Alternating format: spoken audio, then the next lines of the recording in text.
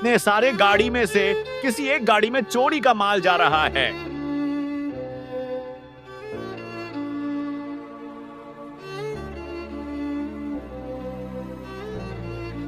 मुझे तो लगता है कि इस वाली गाड़ी में है, लेकिन उसे देखने से पहले इस बेटा, मुझे देखकर इग्नोर मत करना। इस बार जो भी एग्जाम में पास होना चाहता है मैं पास कर दूंगी, मगर मेरा भी एक काम करना होगा। तुम्हें इस वीडियो को एक लाइक और चैनल को सब्सक्राइब करना होगा और 5 सच्चे मित्र को शेयर करना होगा। और मेरे बेटे, जाते जाते कमेंट में सरस्वती मान लिख।